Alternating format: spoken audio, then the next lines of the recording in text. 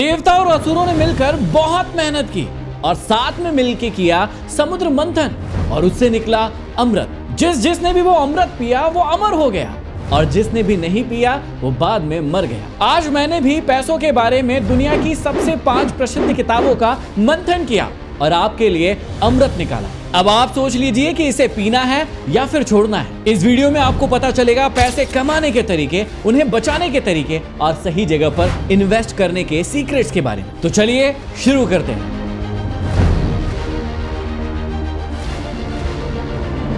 सबसे पहले किताब का नाम है रिच डैड और पुअर डैड और इस किताब से हम 2 सबसे महत्वपूर्ण लेसन सीखेंगे। हर एक किताब से मैं आपको 2 प्रमुख लेसन सिखाऊंगा। एक 17 साल के लड़के ने अपने स्कूल के दोस्त के पास 1.5 लाख रुपए का आईफोन देखा और उसे भी वो आईफोन चाहिए था। घर जाकर उसने अपने पिता से बहुत जिद की कि मुझे भी वैसा ही आईफोन चाहिए। उसने खाना खाना बंद कर दिया, उसने पढ़ाई करना बंद कर दिया। अब उसकी इस जिद को मानते हुए उसके पिता ने उसे वो 1.5 लाख वाला आईफोन दिला दिया।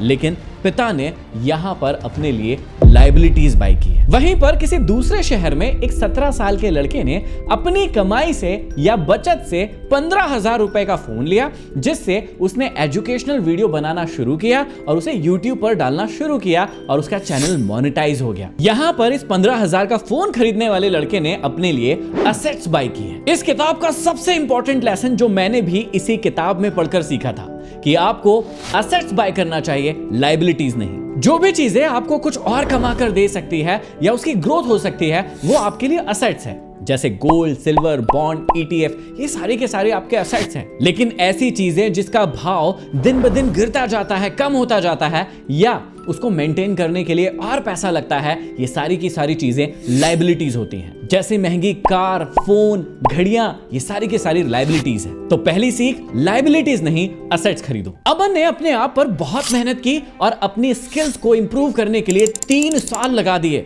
लेकिन 3 साल के बाद अपना एक बिजनेस शुरू किया और उस बिजनेस से उसने 1 करोड़ रुपए बचा लिए। अब उसने इस 1 करोड़ रुपए को बॉन्ड ETF में लगाया जो उसको सालाना 8% का रिटर्न दे रहे थे, जो कि साल का होता है लगभग 8 लाख रुपए और महीने का होता है लगभग 66,000 रुपए। यही है इस किताब की दूसरी सीख कि अमीर लोग पैसों के लिए काम नहीं करते हैं बल्कि उनका पैसा उनके लिए काम करता है। हमारी दूसरी किताब है बेबीलोन का सबसे अमीर आदमी और इससे भी हम 2 सीख लेने वाले हैं। रोहन की मंथली इनकम 50,000 रुपए महीने थी और जैसे ही हर महीने सैलरी आती थी वो अपनी सैलरी में से 5,000 रुपए निकाल के अलग कर देता था और SIP में डाल देता था। ये उसकी इनकम का लगभग 10% था और ऐसा उसने अगले 20 सालों तक किया, बिना रुके, बिना ये सोचे कि इन पैसों का क्या होगा। जिस फंड में उसने ये पैसा लगाया था 20 साल के बाद ये 86 लाख रुपए हो चुके थे और जब उसे अपने जीवन में पैसों की सबसे ज्यादा जरूरत थी यही 86 लाख उसके बहुत काम आए। इस किताब का पहला लेसन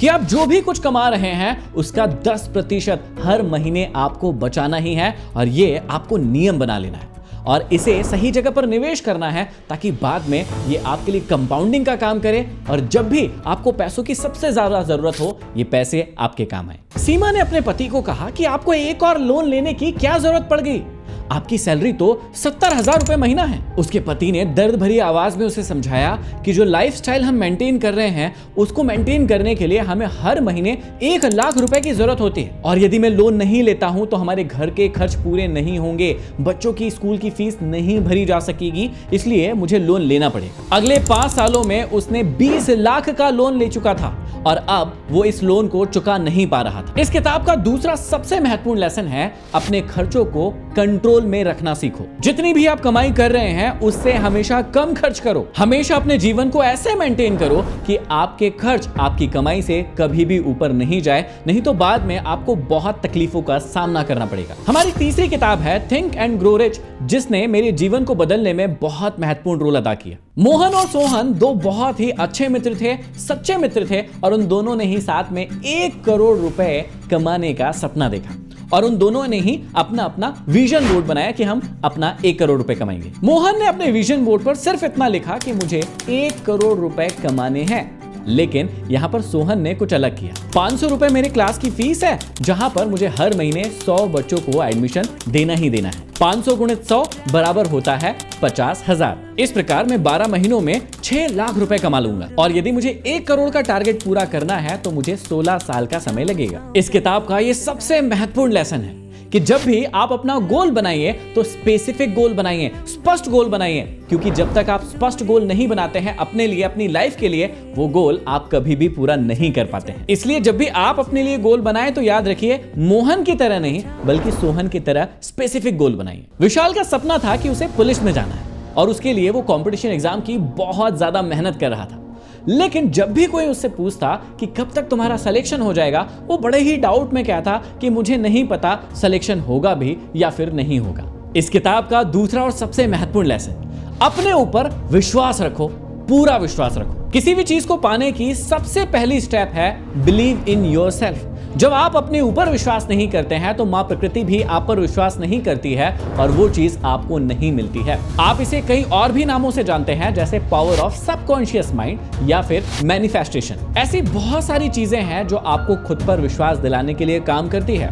लेकिन सबसे इंपॉर्टेंट चीज है कि बाकी चीजें भी महत्वपूर्ण है, लेकिन यदि आपको अपने ऊपर विश्वास नहीं होगा तो आप किसी भी चीज को हासिल नहीं कर पाएंगे। इसलिए सबसे पहले अपने ऊपर विश्वास कीजिए कि मुझे ये मिलेगा। हमारे मंथन की चौथी किताब है द इंटेलिजेंट इन्वेस्टर, जो कि वॉरेन बफे के गुरु ने लिखी थी। मेरी एक पहचान के व्यक्ति ने एक गेमिंग ऐप में 50,000 रुपए लगाए, जिस ऐप ने उससे प्रॉमिस किया था कि वो 10 लाख रुपए तक जीत सकता है, और वो बहुत खुश था। जब उसने मुझे ये बात बताई तब वो पैसे लगा चुका था और तब मैंने उसे समझाने की बिल्कुल भी कोशिश नहीं की। अगले दिन वो जब मेरे पास पहुंचा तो उसके चेहरे की चमक उड़ी हुई थी।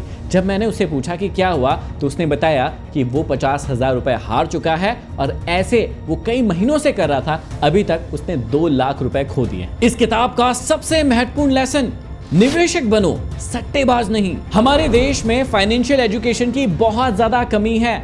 यहाँ वाकई में लोगों को लगता है कि किसी गेम को खेलकर वो करोड़पति बन सकते हैं और वो मेहनत करना नहीं चाहते। तो आप भी थोड़ा ध्यान रखें, निवेशक बने, सट्टेबाज नहीं। अमन ने किसी ऑनलाइन क्लास से ऑप्शन ट्रेडिंग सीखी थी, जहां उसे प्रॉमिस किया गया था कि वो कुछ ही महीनों में करोड़पति बन जाएगा। उसने उसके गुरु के द्वारा बताई गई सारी स्ट्रेटेजीज को फॉलो किया, लेकिन उसके बाद भी धीरे धीरे करके उसको लॉस होने लगा और जैसे ही लॉस होता वो ऑप्शन ट्रेडिंग में और ज्यादा ट्रेड लेने लगा। दिन में करीबन 10 से 15 ट्रेड लेने लगा। अब एक ट्रेड करने की कॉस्ट 60 रुपए आती थी और उसने हर दिन 10 ट्रेड लिए, तो ऐसे उसके महीने में 12,000 तो यूं ही खर्च हो गए, जो बात उसे महीने के अंत में समझ में आई। इस किताब का दूसरा और सबसे महत्वपूर्ण लेसन कि जब भी आप निवेश करने जाए तो लालच में ना फंसे और अपनी भावनाओं पर कंट्रोल रखें। याद रखिएगा कि आपका डर, आपका गुस्सा और आपका लालच आपको कहीं का नहीं छोड़ेगा। और हमारी 5वीं किताब है the psychology of money. Anjali और पवन पिछले 5 सालों से एक दूसरे को जानते थे और एक दूसरे से बहुत ज्यादा प्रेम करते थे